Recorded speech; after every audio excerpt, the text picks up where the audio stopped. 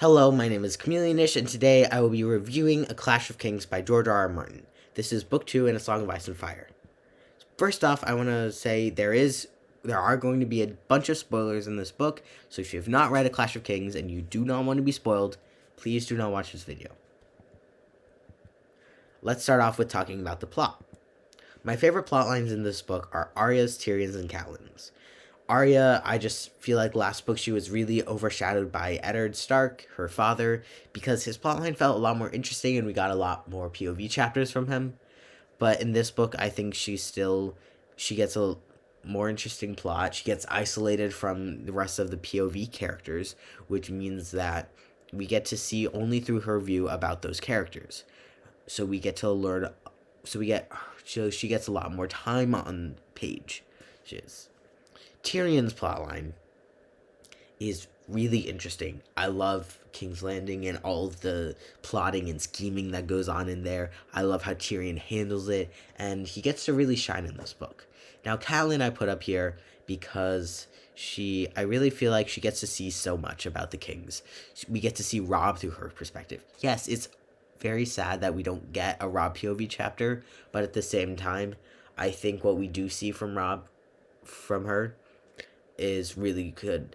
And she also gets to travel and be a bit of a diplomat with Renly and Stannis. And even though that doesn't work out well, I think that entire plot was really interesting. Characters. Overall, these characters are on the same level of great as last book, except a little bit better and more developed. Let's talk about Jon Snow, who is my third favorite character in this book. He's still lovable, still has a good story, but he doesn't get as much page time. And even though I'm still interested to see where his character goes, he doesn't get as much time to shine, but I think his character leaves off on a really interesting note. Arya Stark. This book develops her character really nicely.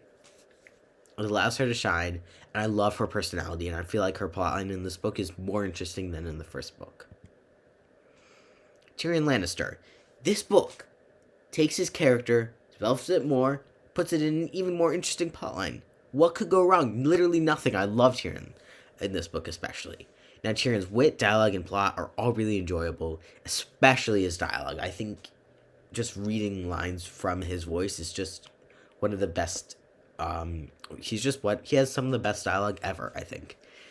He is definitely one of my favorite POVs to read from because of all of that. World. The fantasy aspects of this world are still not as prominent as in other stories, but they're building up. It starts pretty low as far as how much there is, like magic and magical creatures why, but it builds up, and I think it's building up even faster. And we learn a lot more, especially through Bran and Daenerys. Learning about the magic and how that relates to the dragons is interesting, and even learning about the gods is really enjoyable. I love all the different gods of this world and how they all seem like they could be kind of real. Like, we see R'hllor the most, but we also see the werewolves and all of that, and I think the gods are really interesting in this book.